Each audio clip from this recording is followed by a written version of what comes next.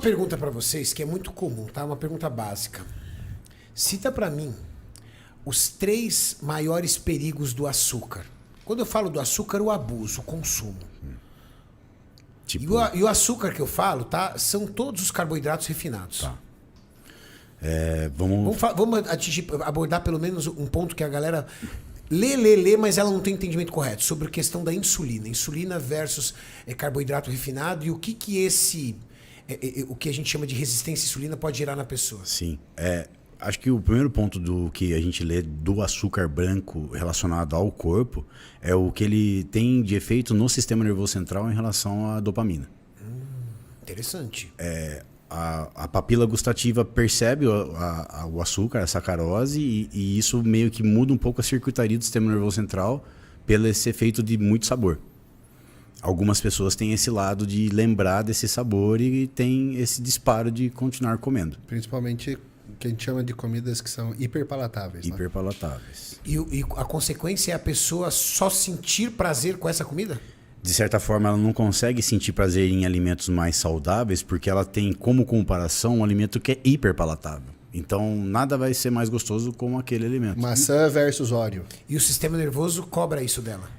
Porque como a gente, teoricamente, não fomos feitos para viver na época que estamos vivendo, em relação ao sistema nervoso central, é muito alimento disponível para pouco receptor e liberação de dopamina, porque é muita superexpressão. Você está sempre sendo bombardeado por um prazer que normalmente não é normal ter em outros tipos de situação. Então essa comida hiperpalatável, o açúcar está sempre junto com a gordura, faz com que a pessoa tenha esse hábito, essa ponte neural de sempre procurar esse tipo de alimento. Então no açúcar tem essa parte do sistema nervoso central. O açúcar... Lembrando que isso parece muito um vício, mas usar a palavra viciado em comida é errado, né? A pessoa não pode falar que ela é viciada em comida. Tem uma discussão. Mas tem uma discussão sobre isso? Tem, literatura tem discussão. Olha, O que é errado você falar que a pessoa é viciada em açúcar. Açúcar, assim... É que a população, quando ela fala açúcar, ela não está falando do açúcar branco do açucareiro. Ela está falando do açúcar, tipo, doce. Né? Aí, essa é a confusão. Porque o açúcar branco, o nutriente ali, a sacarose, né, que é um disacarídeo, ele é uma extração da cana-de-açúcar e está cristalizado. Então ele tem um potencial energético muito grande ali em pouca quantidade. Só que isso, quando colocado no pudim, com gordura, Nossa, blá, blá, blá, um banoffee, aí você faz um efeito... Ninguém vê graça de pegar açúcar, colocar na água, misturar e tomar. Exatamente isso. Então, quando as pessoas falam açúcar, tipo, no trabalho científico, ninguém fala que esse açúcar branco é o causador do problema de você sentir vício em alimento. Só que o hábito de você comer alimentos hiperpalatáveis meio que comunica com o intestino, e o intestino meio que se comunica com o sistema nervoso central. Então a galera fica nesse ciclo. Tipo, esse é gostoso, mantém isso aí, ó.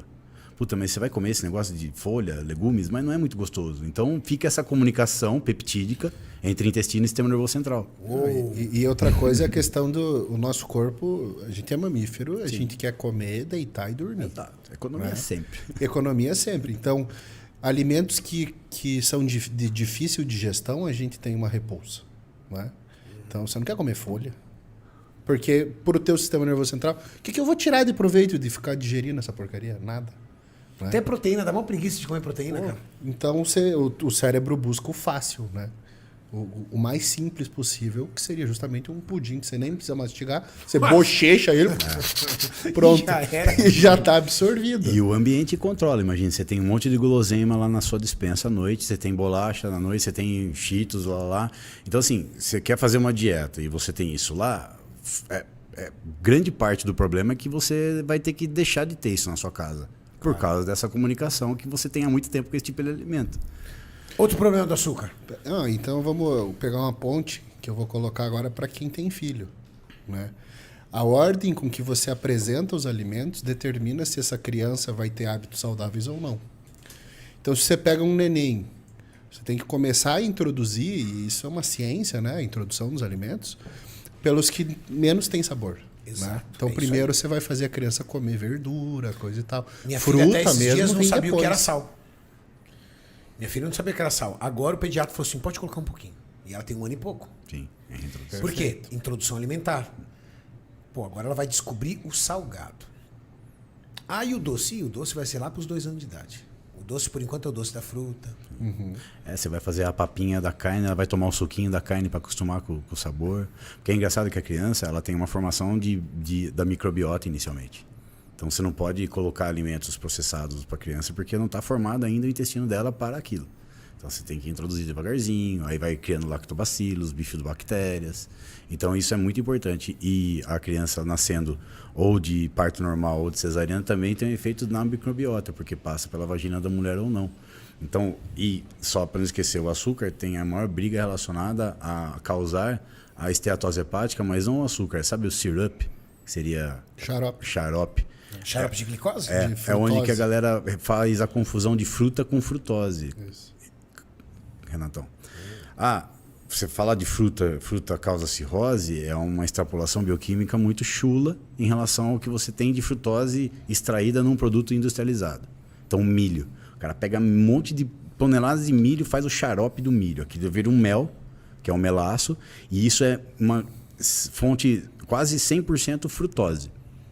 Aí o maior problema da América, nos Estados Unidos, por que cresceu 3 vezes a obesidade? Por quê? Porque todo o alimento, e principalmente alimento processado, tem a inclusão desse syrup.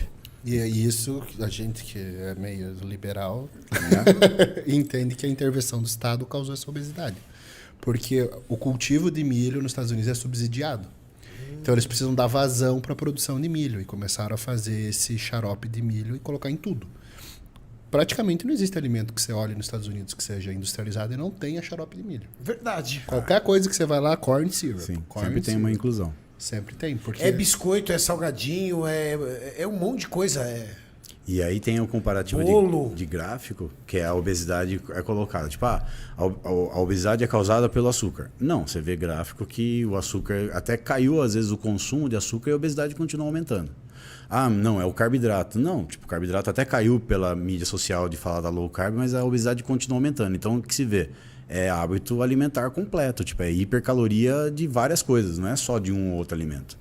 E aí a hiperpalatabilidade vem tudo em cima disso. Quando você falou da insulina, o que acontece? Quando a pessoa já tem um corpo que já está com uma resistência periférica à insulina, quer dizer que ela já tem uma gordura corporal e a gordura já atrapalha o funcionamento do hormônio. Então, aí ela tem o carboidrato, o modelo insulina causando obesidade, a partir desse erro bioquímico, de achar que esse efeito é causado em uma pessoa eutrófica que come carboidrato, aumenta a insulina e ela fica obesa. Não funciona dessa forma.